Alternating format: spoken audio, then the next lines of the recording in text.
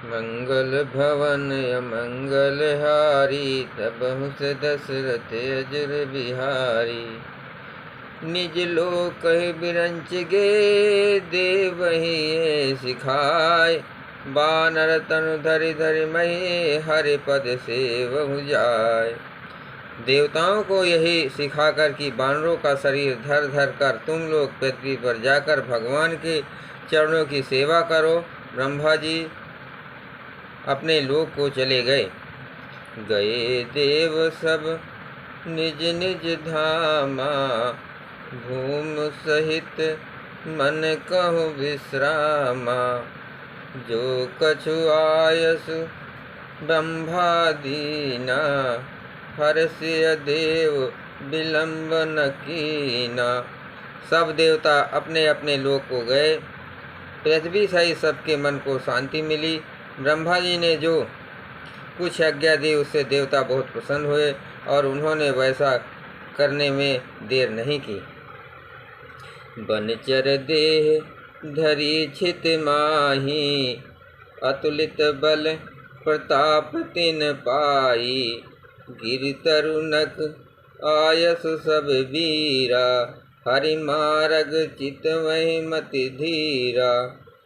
पृथ्वी पर उन्होंने बानर देह धारण की।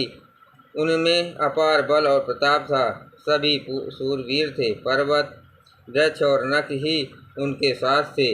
वे धीर बुद्धि वाले बानर रूप देवता भगवान के आने की राह देखने लगे।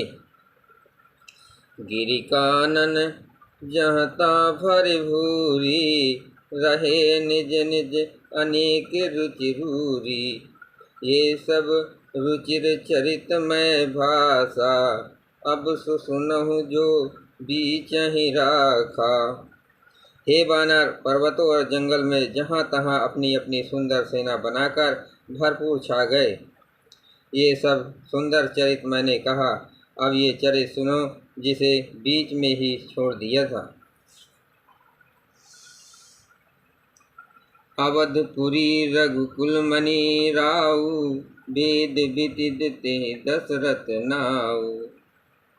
अधर धुरंधर गुण निधि ज्ञानी, हृदय भगत मति सारग पानी। अवधपुर में रघुकुल शिरोमणि दशरथ नाम के राजा हुए, जिनका नाम वेदों में विख्यात है। वे धर्म धुरंधर गुणों के भंडार और ज्ञानी थे। उनके हृदय में सांख्य धनुष धारण करने वाले भगवान की भक्ति थी और उनका बुद्धि भी उन्हीं में लगी रहती थी। मंगल भवन अमंगल हारी, तबहु से दशरथ अजुर बिहारी। कौशल्यादि नारी प्रिय सब आचरण पुनीत, पति अनुकूल प्रेम दृढ़ हरिपद कमल विनीत। उनकी कौशल्या आदि प्रिय रानियां सभी पवित्र आचरण वाली थी। वे सभी विनीत और पति के अनुकूल चलने वाली थी और श्री हरि के चरण कमलों में उनका दृढ़ प्रेम था। एक बार भूपति मन माही, अभय ग्लानि मोरे सुत नाही। गुरुग्रह गयो तुरंत महिपाला, अचरण लाग कर विनय विशाला।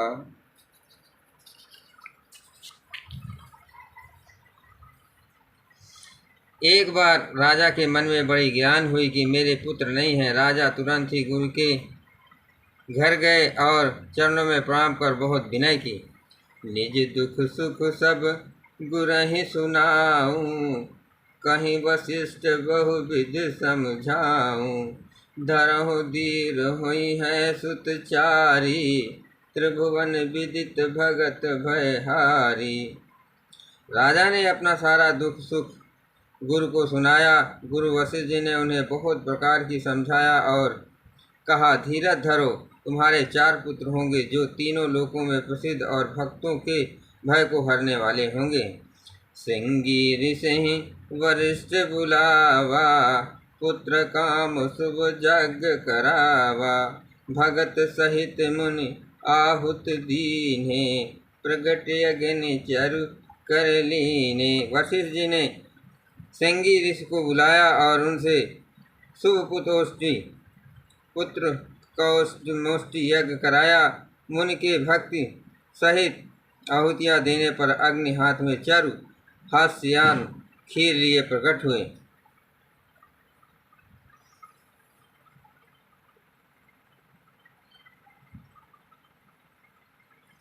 जो वशिष्ठ कछु हृदय विचारा, सकल काज भा सिद्ध तुम्हारा।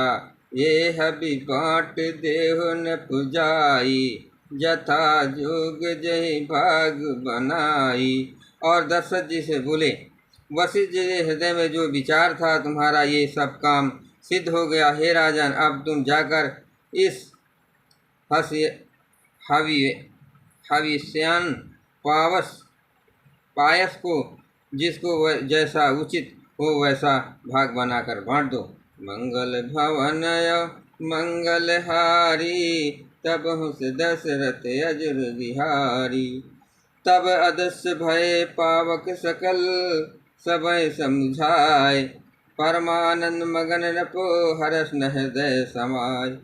तदंतर अग्निदेव सारी सभा को समझाकर अंतर्धान हो गए। राजा परमानंद में मग्न हो गए, उनके हृदय में हर्ष समाता न था। तब ही राय प्रिय नारी बुलाई, कौशल्या आदि तहाँ चली आई। अर्ध भाग कौशल्य दीना, उभय भाग आधे कर कीना। उसी समय राजा ने अपनी प्यारी पत्नी को बुलाया। कौशल्या आदि सब रानियां वहां चली आई। राजा ने पायस का आधा भाग कौशल्या को दे दिया और शेष आधे 2 भाग किए। कैकेयी कहन प्रसूदयऊ, रहो सो उभय भाग पुन भयऊ। कौशल्या कैकेयी हाथ धरी, दीन सुमंत मन प्रसन्न करी।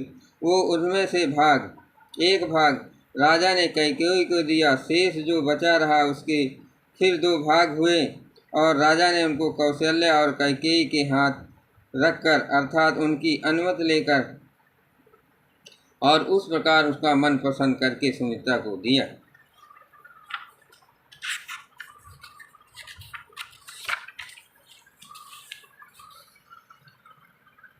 यही विध गर्भ सहित सब नारी, भय हृदय हर्षित सुख भारी। जा दिन ते हर घर विभाए, सकल लोक सुख संपत्ति छाए। इस प्रकार सब स्त्रियां गर्भवती हुई। वे हृदय में बहुत हर्षित हुए, उन्हें बड़ा सुख मिला। जिस दिन से श्री हरि लीला से ही गर्भ में आए, सब लोकों में सुख और संपत्ति छा गई।